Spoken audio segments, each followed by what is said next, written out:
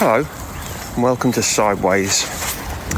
Now, if you're someone who's struggling or has struggled with addiction, you might be familiar with questions from people around you, wondering why, when you can see how much damage you're doing to yourself, you don't just stop.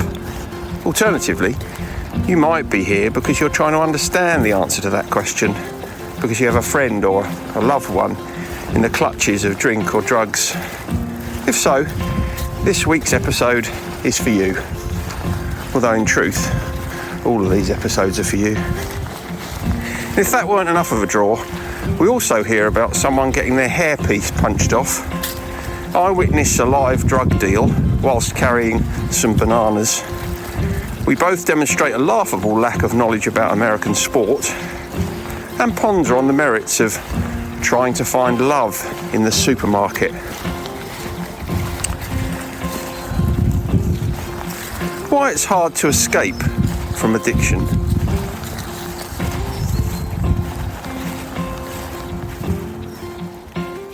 Okay, how you doing? I'm all right, how are you? Yeah, not bad, mate. Not bad. Taking a bit of a break from watching the Winter Olympics, did a bit of recording. Yeah. I'm getting straight back to it afterwards, though. Yeah, me too. Have you been watching it then? I have, yeah. Although this afternoon I did watch a bit of Grimsby Town versus Wolves. Did you? I didn't notice that was on, actually. How was that going?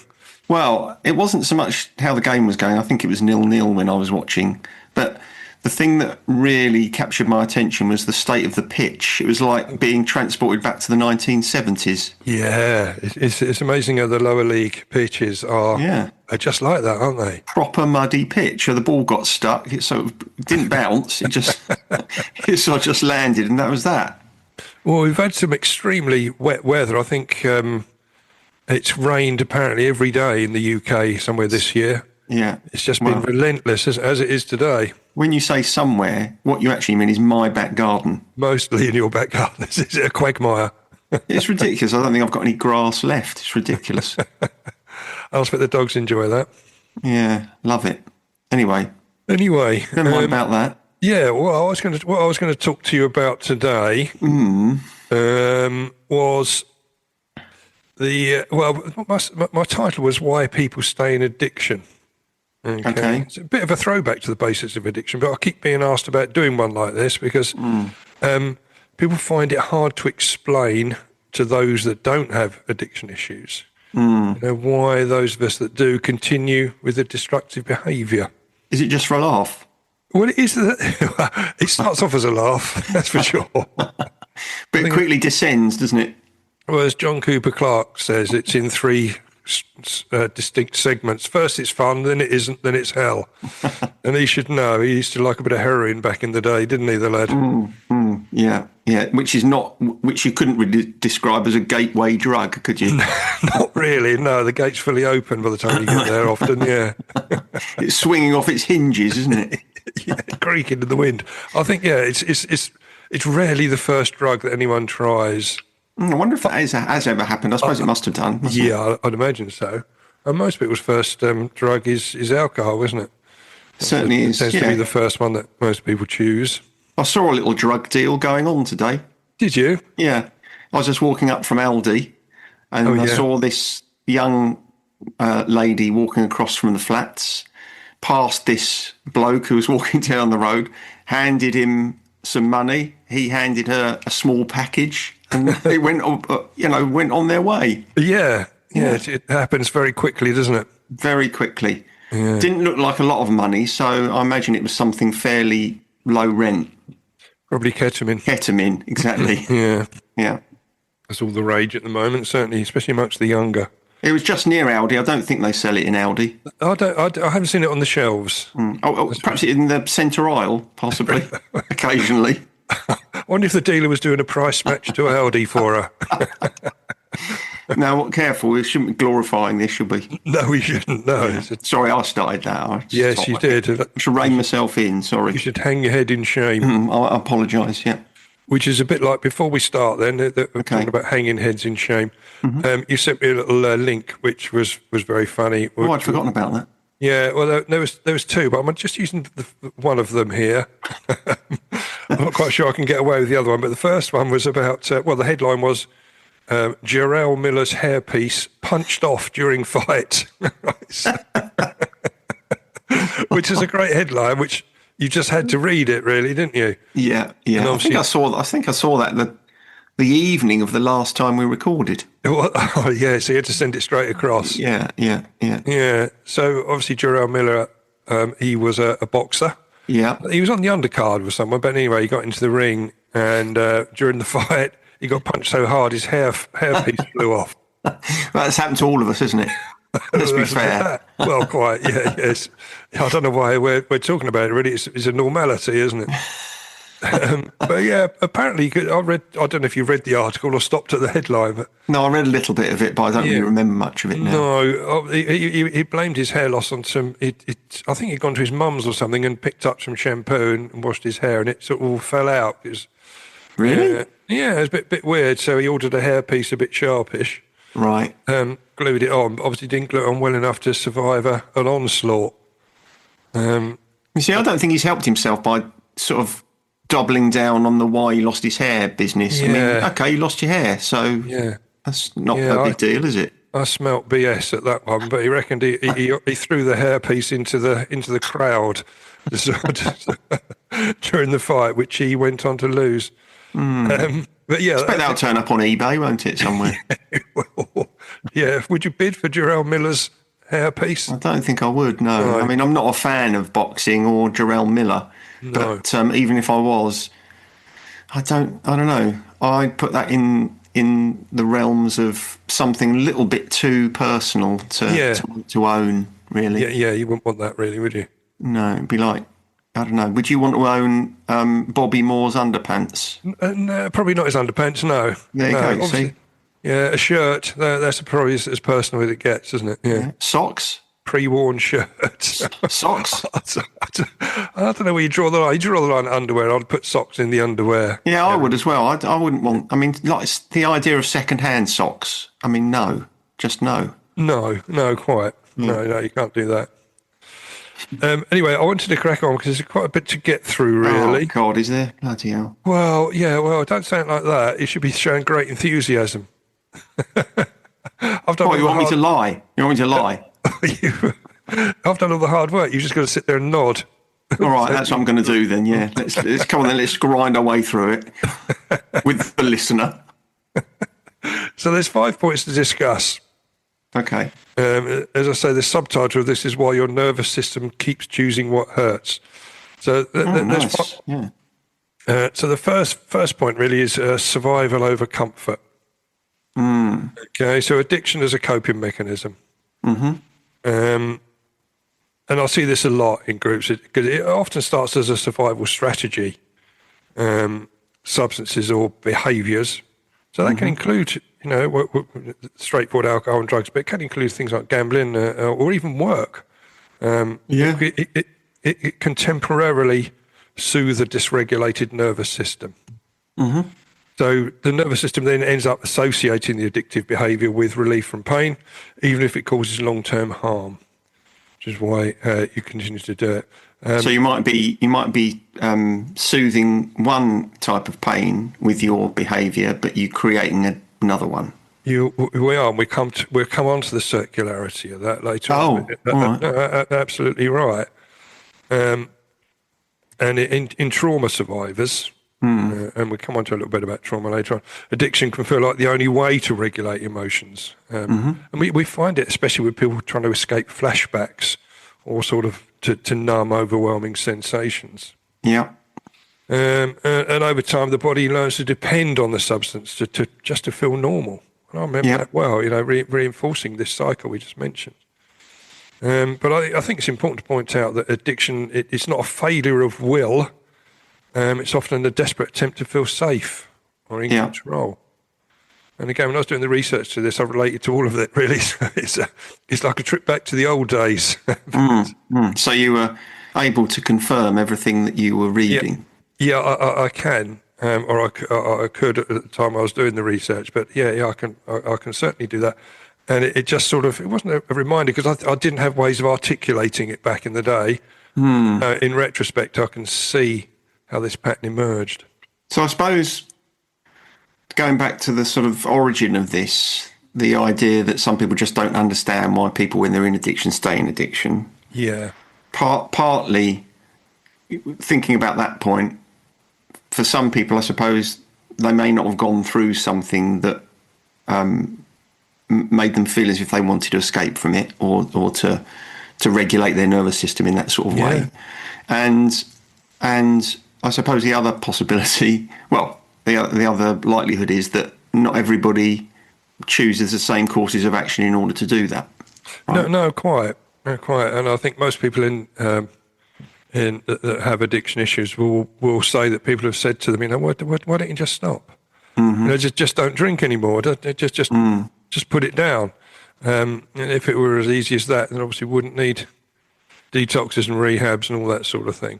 But I suppose the point there is that, generally speaking, in human behaviour, we all have different ways of responding to what might look like similar stimuli. Yeah, exactly. And so just because you can't understand why someone else behaves in that way doesn't mean it's, peculiar. It's a different way of them processing something that might have happened to them, or a difficulty that they have. And so when you hit upon a behaviour that feels as if it is in some way soothing, it is very difficult to let go of it, isn't it? It is. But yeah, and other people, when they don't understand it, will continue to beat that person with that stick, which again makes it more likely they'll continue with their... Exactly, exacerbates the problem. Yeah. Because what happens, and I just want to talk about how addiction rewires the brain. I don't want to go into this too heavily, obviously, especially on a Sunday afternoon. No, exactly. Crikey. Yeah. Yeah. Which is about the habitual or neuroplasticity, which I like saying. Yeah. Neuroplasticity and habitual wiring. So addiction sort of hijacks the neuroplasticity by reinforcing reward pathways in the brain. And we often talk about this in groups because people find a certain comfort in understanding a little bit about it. As I say, it's quite complex, but I've just sort of skim over the surface of it somewhat. So at that point, the dopamine surges from addictive substances or behaviours create this strong neural association between pain relief and the addiction. And these pathways become dominant, which makes it harder to choose healthier coping mechanisms. Obviously, there are, as you said, people will choose different coping mechanisms. A lot of them would be healthier. But once the addiction is on its way, it's very difficult to move away from that. And even when someone wants to change, the brain's sort of wiring may automatically seek the addictive behaviour under stress. The way I think about that in therapeutic terms is if you've relied on a certain behaviour for a long period of time, it's like getting up in the morning and driving to work along the motorway, and then being told one day, oh, you can't use the road anymore, you've got to make your own road. You've got to kind of cut through the bush. Yeah. And so whilst it is possible to do that, because that essentially is neuroplasticity, there is always the temptation to go back on the motorway, because the motorway doesn't disappear just because you're creating a new road. The motorway sits there sort of winking at you and saying, hey, I'm over here, which is, I think in any type of recovery, difficult for people when they realise that recovery doesn't mean the eradication of the temptation. It means finding a way of managing it better. Absolutely right. Absolutely right. And I think, addiction, again, I liked your analogy, the roadway analogy, because it sort of fits into the, addiction builds a shortcut in the brain. Yeah. Where you have some pain, which leads to craving, which leads to you seeking relief through your drink and drugs or whatever behaviour is, which then leads back to guilt and then back to pain. And so the cycle, which you touched on earlier on, is continuous. And that cycle, I've found personally that it gets quicker and smaller, so that the transition between those areas that I just mentioned get tighter and closer. Yeah, because I think that's what happens with familiarity, isn't it? Yeah. When you become familiar with something, you whiz through it much quicker than you did before you were familiar with it. Yeah, quite. Yeah. So that was point 2. Point 3 was about going back to trauma again, using addiction as self-medication. And when you read Gabor Mate, who we know is a very renowned expert in these areas, he says that every addiction is rooted in trauma. Well, he maintains that. And to a certain extent, I don't know if everyone, but it's a vast majority.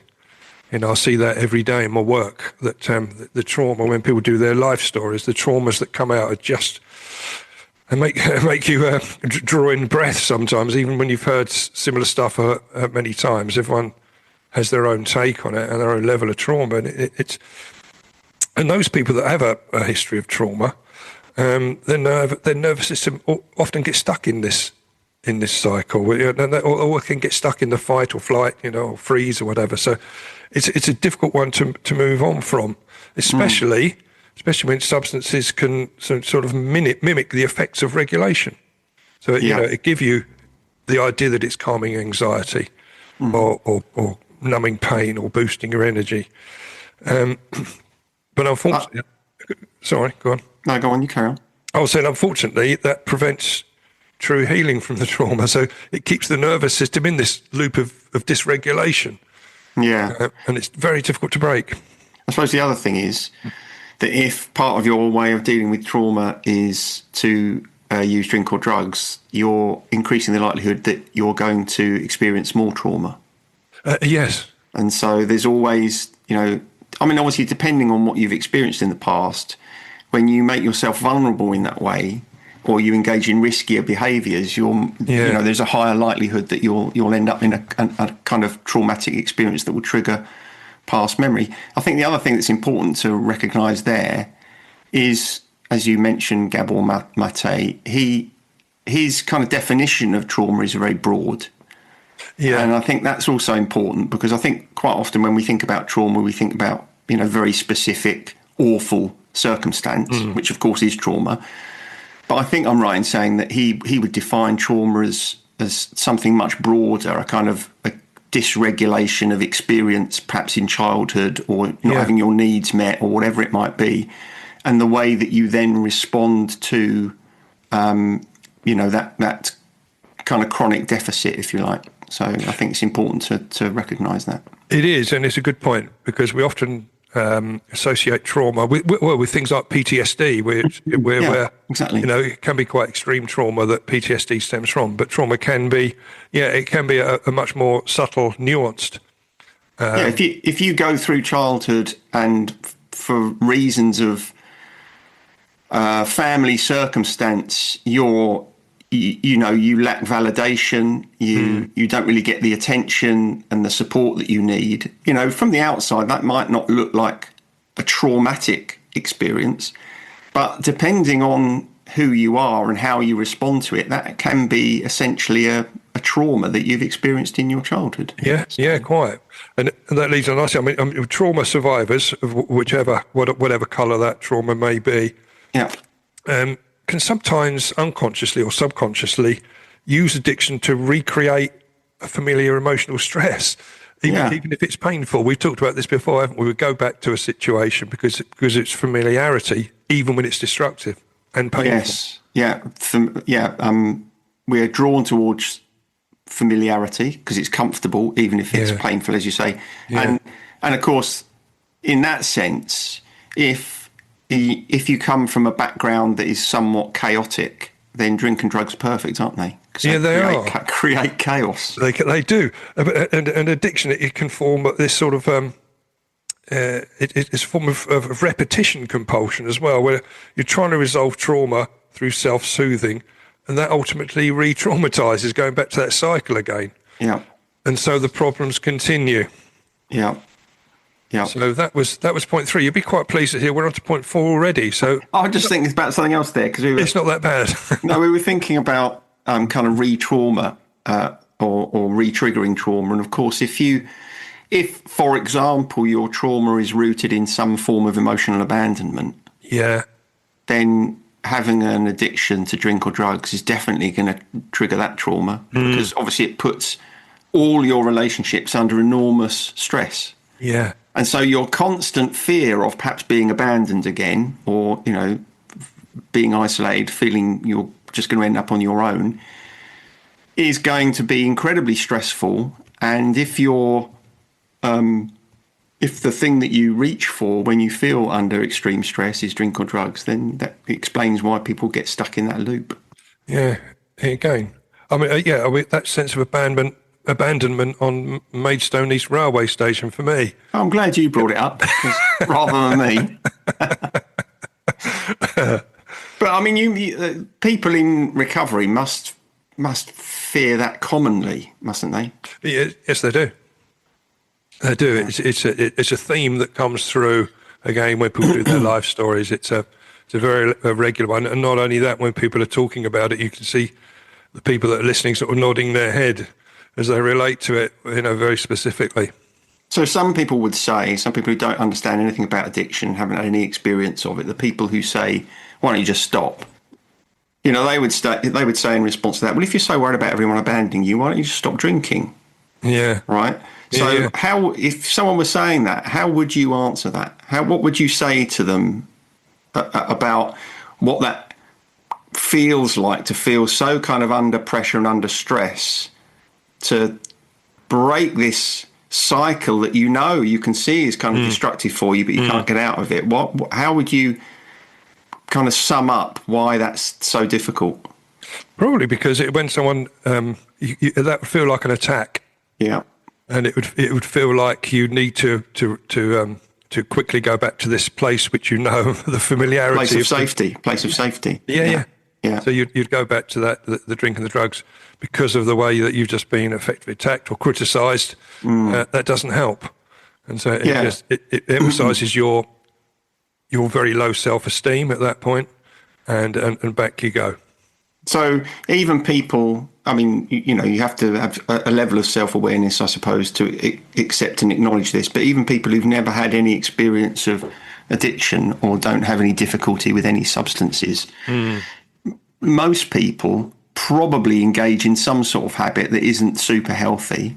Yeah. And they are probably more likely to continue with it when they're feeling stressed. Or, if it's emotional eating or whatever it might be, there'll be little things that you can see in your life. Essentially, that's what's happening to people who are addicted to drugs or alcohol. They're kind of going back to something that feels safe and familiar and comforting, even though there's a kind of part of them that knows that it isn't necessarily very good for them. Right? Absolutely. And I think we mentioned earlier on when we were talking about the certain behaviours, and I know you've talked about this before, but work is a great example, isn't it? Yeah, people feel under stress at work, and I think the answer is to work harder or to work more. Yeah, where it really isn't. But that's where it takes you. Yeah, it's that thought process. Yeah, particularly when you're facing burnout and you think, I'm not functioning properly, I better work harder. Yeah, everything's counterintuitive at that point. No, that means you need to work less. Yeah, well, exactly. Yeah, yeah. But that leads on to really about point 4, which is about familiarity bias. When addiction does feel normal.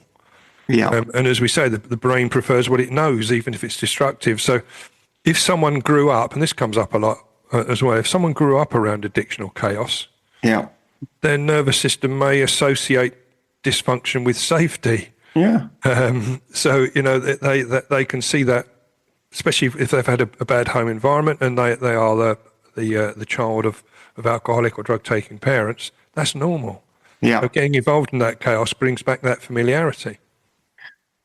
Yeah, I think it is important, isn't it, to think about safety and familiarity as synonymous. They're essentially one in the same when you're when you're thinking about your emotions.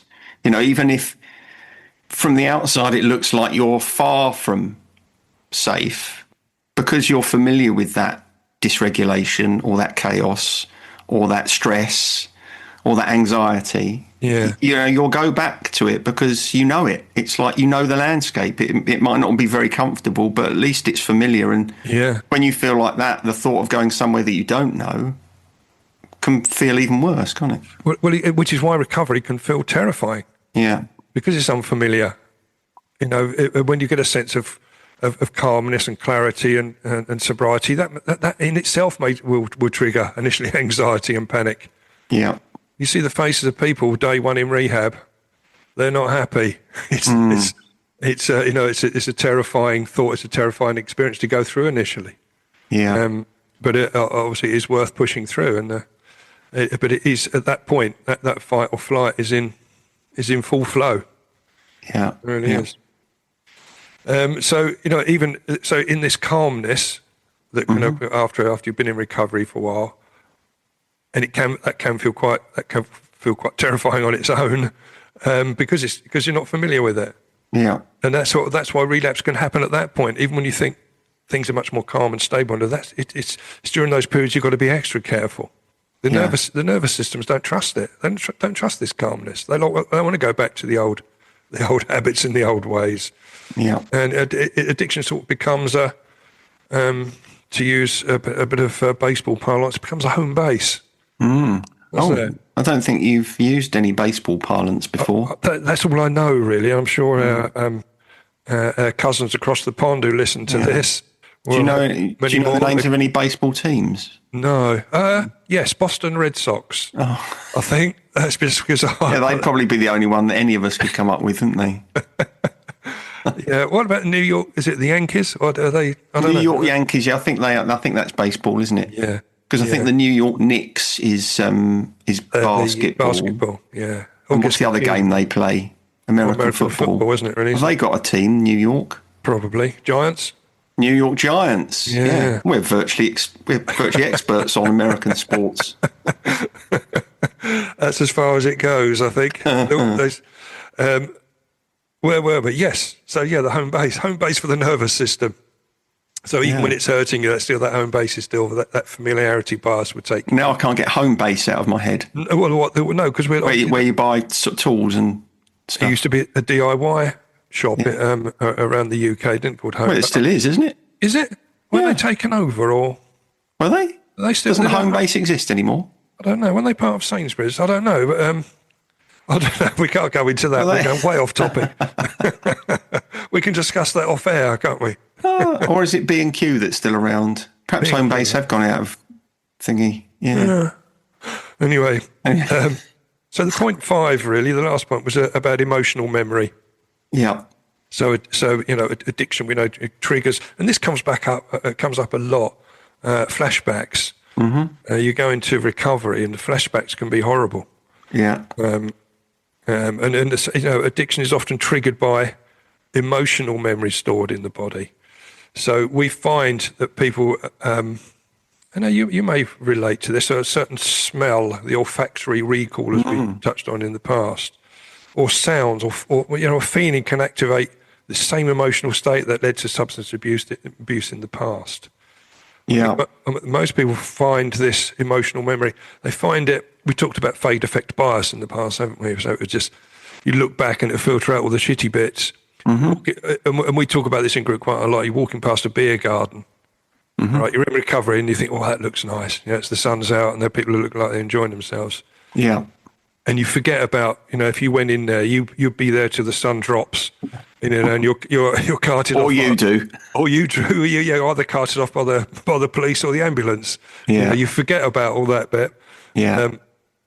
But that can get that feeling, that smell often as you go by. You go past an open pub door. Yeah. The smell, especially in the old days when they used to be able to smoke in pubs and stuff. You went past a pub door that's just opening, 11 o'clock in the morning. Yeah. And the smell of the cigarettes and the smell of the sticky carpet. Yeah, it was enticing, wasn't it? It was. Couldn't wait to get in there. It dragged you in, basically, didn't it? Those smells came out and wrapped their arms around you and dragged you in. Yeah, yeah. I mean, different people, I think, are triggered in different ways by different senses, whether that be sound or smell. But certainly smell is a very powerful one for me. Yeah. Because just as you're talking about it, I can smell it. I can smell that, and for someone who's never had a problem with alcohol, that's very powerful for me. So, goodness knows what it's like for you and other people who've had addiction problems in the past. I mean, it must be so That must be such a powerful trigger. Because I feel like I want to run down there and have a quid in the fruit machine with a pint of Best. But also, people find, and we often talk about this, the smell of barbecues, okay? Yeah. Often associated with getting ruined as well at the same time. Mm-hmm. People always drink at barbecues. Yeah. And so, and the smell of barbecues can be quite pungent, but it can go across quite a large area as well. So you can be quite a long way from a barbecue and you can smell it, can't you? Yeah, it's got a particular odour, hasn't it? Barbecue smoke. It has. The smell of burnt sausages and sunburn. Yeah. Although it feels like a lifetime away today. Well, yes, we're a long way from having the weather that's going to be suitable for that, that's for sure. So these triggers come along and they tend to bypass logic. Yeah. And activate cravings, often before you're even aware of what's happening. Yeah, because you don't consciously say, "Oh yeah, I fancy a drink." No, you just get this feeling. No, because it triggers emotion, and emotion is much more powerful than logic. If you could logic your way past powerful emotion, then no one would have a problem with addiction, would they? No, they wouldn't. Because you get to the point where you thought, actually, this isn't very good for me, you just stop. Yeah, quite. But emotions are far more powerful than logic and rationale. They are, especially emotional flashbacks. We touched on those before, but they can lead to this impulsive behaviour. And especially if the person that's in addiction hasn't learned alternative ways to regulate. Yeah, I mean, that's a really critical one, isn't it? Again, going back to people not understanding why people don't just stop. Well, part of the reason people don't stop is because they haven't got another strategy. Exactly. They haven't got a strategy that feels anything like as reliable as drink or drugs. No, and which is what we try and teach, and we learn. When you go to rehab, you learn alternative strategies. Yeah. Recovery is all about learning alternative strategies at any point when you get any triggers or any potential sensations that could lead you to relapse. There should be football rehab, really, shouldn't there? So you can, yes, so you don't have to get so emotionally entrenched. Yeah, so you can pull yourself out of the terrible mire. Well, I think I did ask you about that many years ago. Did you? Yeah, I said if there's any way of sort of disassociating myself from West Ham, because and all these years later, they still put me through the same pain. And I still haven't found an alternative strategy to deal with it. Yeah. But at least I don't pick up a drink on it anymore. Yeah, that's true. Yeah, so you have got an alternative strategy. I have, you just don't. Just put up with it. Yeah, just put up with it. Or try not to watch. But the compulsion there is you can't not find out what the score is. Yeah. Can you? It's impossible. Yeah, it's funny, isn't it? It's puzzling because it is. Yeah. Even when you've got virtually no involvement anymore, it still really irks. Yeah, it does. Anyway, go on. Stop talking about football. We're going to, and we just move on to the last bit, really, because that was emotional memory. That was point 5. But I just wanted to look at the healing from this and the nervous system rewiring, if you will. All right. So, as we've already touched on, recovery isn't just about stopping the behaviour. It's about teaching the nervous system new ways to feel safer. Mm-hmm. So it is having these alternative strategies. Now, there was a word that came up, and I thought, I'll ask Graham what he thinks. What this? It's about certain therapies, but they call it somatic therapies. Mm-hmm. What does that mean? It's about your feeling, isn't it? It's about the way your body feels. It's about using strategies that allow you to acknowledge and unlock the feelings you have in your body. Okay. And I think that's why it's so relevant in this discussion, because a lot of there's a book called The Body Keeps the Score. Have you heard of that book? I've heard of it. I think you may have mentioned it before. I probably have. It's about the way that trauma is kind of encoded and held in the body. And somatic therapy is about taking those physiological feelings and using strategies to try and unlock them and get you to understand them and process them. You were right. I knew you would put me on the spot and made me doubt myself. Well, in that case, at the rehab that I work, we have There's people that run TRE, trauma release exercise sessions. Yeah, mindfulness be another example of that sort of thing. And EMDR, have you come across that? I have come across EMDR, yeah. But that it is a trauma release therapy. Yeah, it is. So that would probably be a somatic therapy. Yeah, yeah. So mindfulness, I think you touched on, and breath work can build awareness of triggers and create this space between impulse and action. Correct. Yeah. Because there is a big space in there, and we work quite hard on that space. That's one of the areas we look at strongly in the rehab therapeutic setting. Is that there's a space that you can put your strategies in. Well, I think it's probably the other reason it's important in the setting that you're working in is that I should imagine this is true, that when people first get into recovery, it's probably easier sometimes to notice what's happening in your body than it is to be able to articulate your emotions. Yeah, exactly. So if you can communicate through what your body is feeling, that's sometimes an easier way of processing what's going on. Yes, it is. And we often talk about connection and connection and community, because that can offer co-regulation.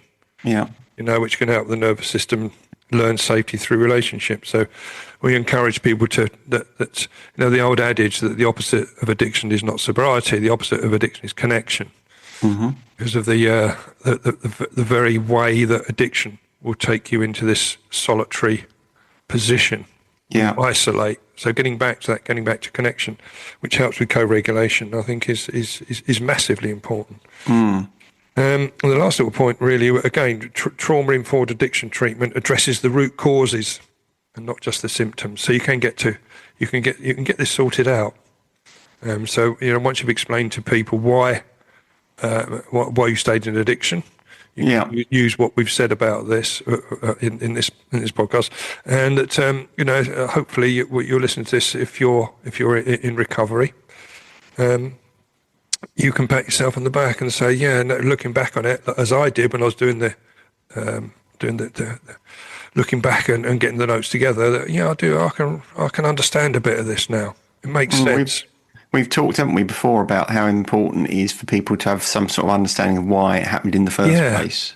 Yeah. I mean, that probably isn't important for everybody, but it always feels to me as if it's the foundation or the basis of a more robust recovery if you know why it happened. I think so, and not only that, it helps. We often talk about one addict helping another. It's an incredibly powerful way of behaving. And so if you can understand why it happened, what some of the root causes were, then it's much easier to pass that knowledge on.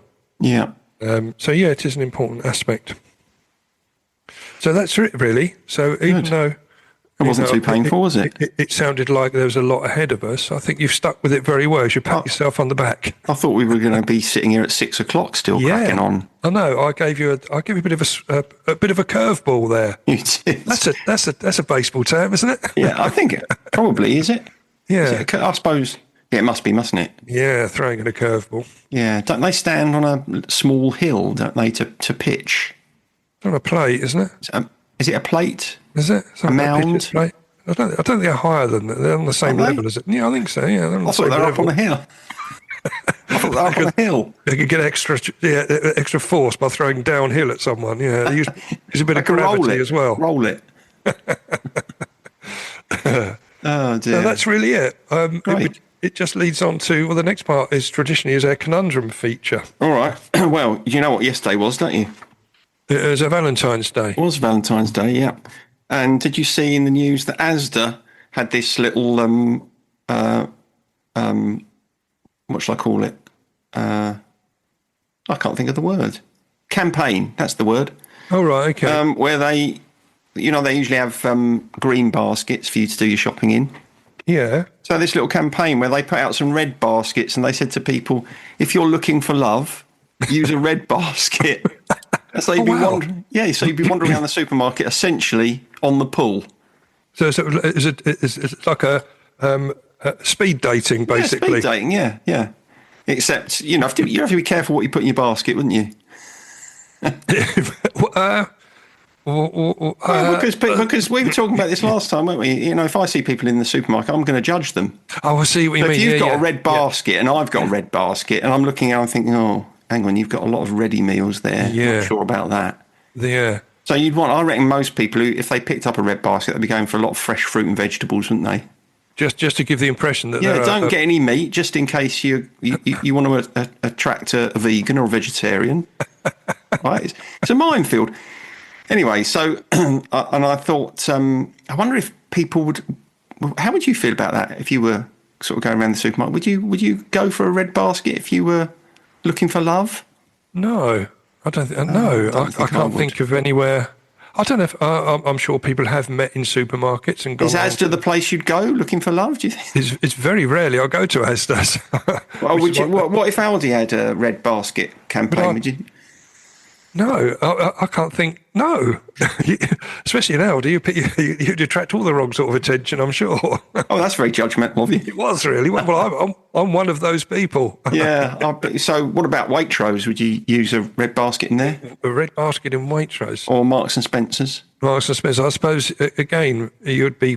I don't know. Perhaps Aldi would be the place for me. Perhaps there's more my. Yeah, I think you're more Aldi, to be honest. I'm more of an Aldi than a Waitrose, man. Yeah, absolutely, yeah. I get one on the jumble sale. You'd be all right in there. Anyway, this isn't the conundrum.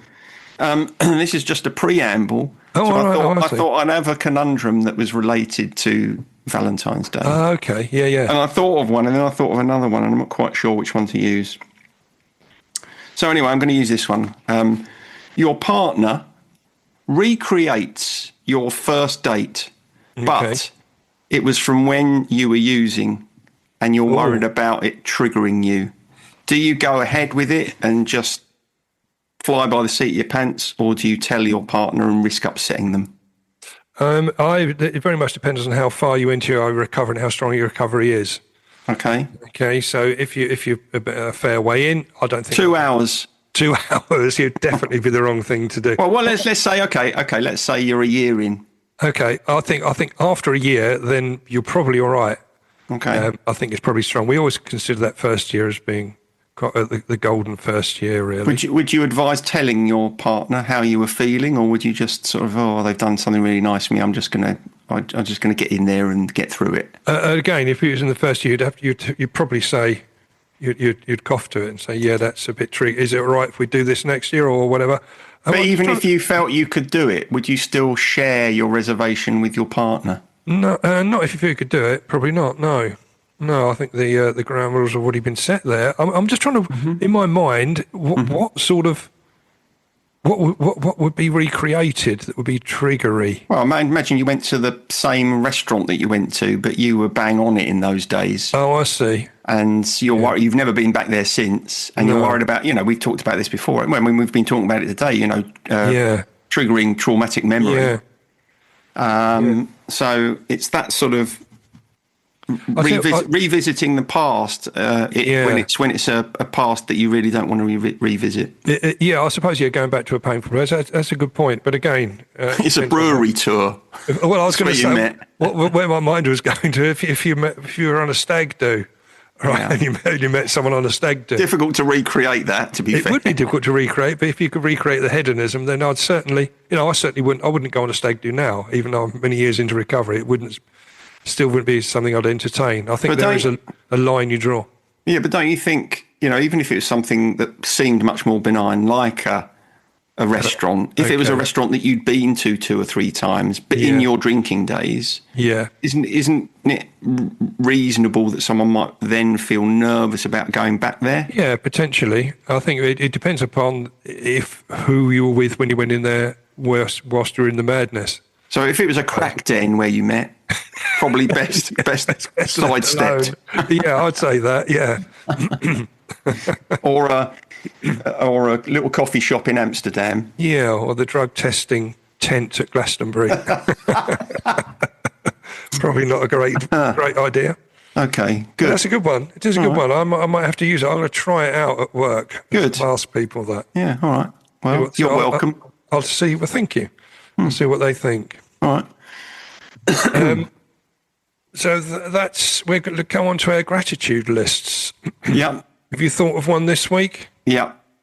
I'm grateful for the Winter Olympics. Are you? Well, that's a good one. Yes, there's something quite comforting about that. Yeah, I've really enjoyed it. I've watched quite a lot of it. The weather's been terrible here, but not snowy, but just rainy and quite cold. And so every opportunity that I've had to watch the Winter Olympics, I'll tell you what I really like about it. I mean, I like it anyway. I can't really put my finger on that. I much prefer it to the Summer Olympics. But the thing I really like about it is the being legitimately able to watch people falling over. Magnificent. Some of them are quite traumatic as well, aren't they? Really massive tumbles. And it's okay. You're allowed to look. And you are allowed to look. Yeah. So I've really enjoyed that. Yeah, no, I agree. Like the giant slalom, for example, when they start tumbling, they properly tumble as well, and they go on forever, don't they? Yeah, I just wish they could. I wish they'd make them carry some shopping, because that always makes it funnier, doesn't it?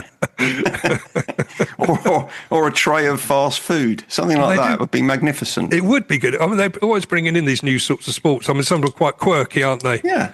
You know, and so that would be fun. The Super G fast food slalom. That's what they should do. Where you've got to carry a full, medium meal all the way down. A tray from without spilling McDonald's. Without spilling any of it. I suppose. Well, that's an idea. You'll find out that McDonald's will be sponsoring the next Winter Olympics, and so that'd be a way to do it. You heard it here first. If that turns up at the 2030 Olympics, then I should be credited for that. Keep an eye on it. Absolutely, you should. Yeah. So much more. Much food related. Mm-hmm. But I was grateful for having pizza with my grandchildren this week. Oh, that's nice. Did you make it? No, of course not. Well, it was. I went round to my daughter's house. Yeah. After work. Yeah. And nice. Sat there and had pizza with my two eldest grandsons. Lovely. And what toppings did you have? Well, I think Emily had done a couple of different ones. Okay. So because the kids like the basic ones, really, the cheese and tomato. The margarita. Yeah, the margarita. All right. And there's one with salami on and that sort of thing. No, not meat pepperoni. Feast. Oh, pepperoni. Okay, all meat right. feasty sort of one. Yeah, lovely. Which was very nice. Where do you stand on pineapple on a pizza? Oh, I don't mind it. Right, Should we move on? Sure, yeah. Let's move on. And that's quite divisive, that particular ingredient. But yeah, I'm all right with it. I wouldn't particularly choose it, but if it was on it, I'd eat it. I think. Yeah, I suppose you'd have goat's cheese on a bloody pizza as well, would you? I love goat's cheese pizzas. Yeah. Right, let's definitely move on. Come on. So we're going on to the lyric challenge, then. Yeah, I did terribly last time. You buckled in. Yeah, I'm ready. Yeah. Always confident. And so you should be. I think. Well, no, I won't say you should be here because don't, because that's a preamble to disaster, isn't it? Yeah. Kiss of death, that is. It is, but you may recognise this first one. All right. So 2 points for this one. Yeah. Look into my eyes, you will see. Oh, it really rings a bell. Again, if you can give a little bit of distance so the listeners can. Yeah, but I can't remember what it is. Oh. I recognise the lyric, but it's not. The song isn't coming to me. It was one that bored us to tears for so long. I know what it is. Okay. I can say it now, can't I? You can. It's been long enough. It's Bryan Adams. Yes. Everything I do it for you. That's it. The theme to Robin Hood's Prince of Thieves. It is, but I can't give you the point because I do it for you is in brackets. You didn't say that. So everything I do it for you. Oh, that's unfortunate. I'll give you 2 points there then. Yeah, you love a bit of Bryan Adams, don't you? No. He's still touring, you know. Is he? Yeah. You wouldn't want to go and see him then? No, I wouldn't. But I mean, I felt sorry for that guy called Ryan Adams. Well, I don't feel sorry for him because he's a bit of a sex pest, isn't he? He is a tosspot, but it was at every gig, people were asking him to do everything I do. Oh, were they? Yeah, they were. Yeah, it's funny actually because I'm not very fond of his behaviour, but I really like Ryan Adams. Yeah.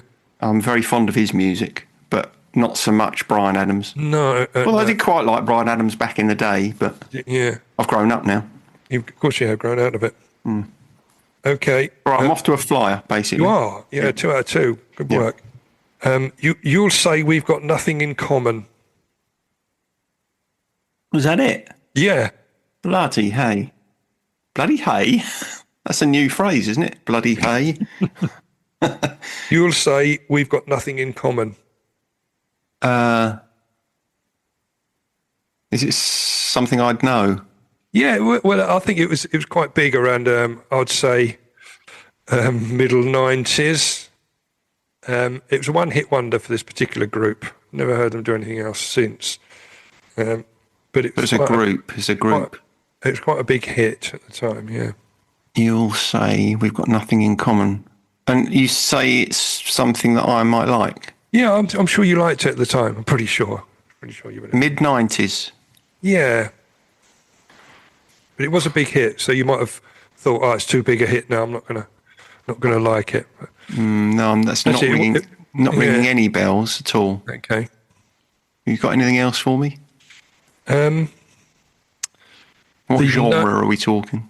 Well, it's sort of a pop genre, really. It doesn't fit in anything in particular, but the name of the track, and it's also the name of a film. Okay. Is it Honey, I Shrunk the Kids? Well, the Bonzo Dog Doodah Band. No, it isn't. That's your go-to film title, really, isn't it? Yeah. Name of a film.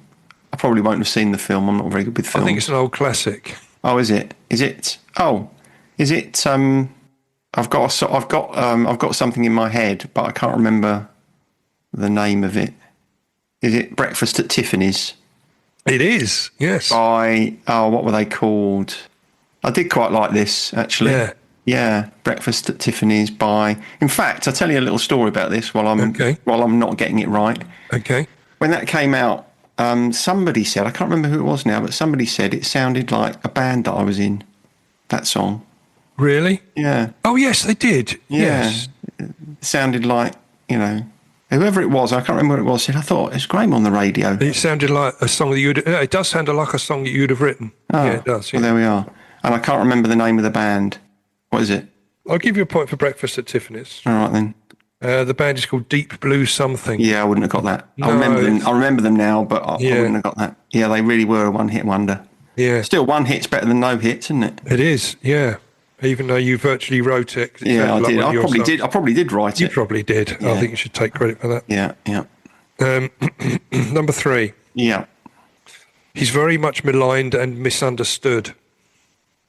Again, it's ringing a bell, but it's not bringing me to any particular song. Is it?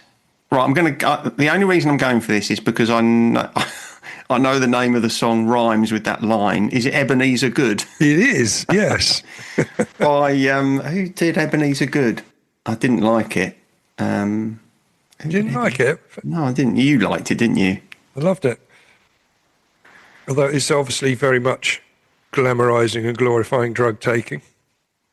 It's not a band. This isn't a band I'd like, is it? Not particularly. It's not The Prodigy, is it? No, but it sounds like something like that. Very similar, aren't they? Is it this band? Orbital or someone? I don't know. Who is it? You giving up on that one? It's the Shaman. Yeah, I wouldn't have got that either. But now you said it, I remember. Okay, so that's 4 points in total. 4. So you could get a very healthy 8 here. Okay. So the lyric is, I am cold and I'm... I'll start again. I'm cold. Oh, yes, please, if you would. I'm cold and I am shamed, lying naked on the floor. Yeah, I know this. Yeah. This is Natalie Imbruglia and Torn. It is. Good shout. So you got 8 points. That is a cracker, isn't it? Do you know what? Natalie Imbruglia, she played at that place up London Road, the Pippin. What? Yeah, she did. Probably about 10 years ago now, but she did a little gig up there. I remember. Yeah. Did you go? No. No. Couldn't be bothered. No, why should you? I don't think I'd bother. If she was playing in the garden, I'm not sure I'd go out. You draw the curtains, wouldn't you? Well, I did like that song. I mean, you couldn't not like that song. Yeah, you? No. And proper catchy, wasn't it? It was very catchy. Have you seen that comedian chap do the mime to it? No. It's really, really funny. No. I don't know any of the rest of her works, Canon. though. No. Canon, exactly. Yeah. Yeah, no, I don't.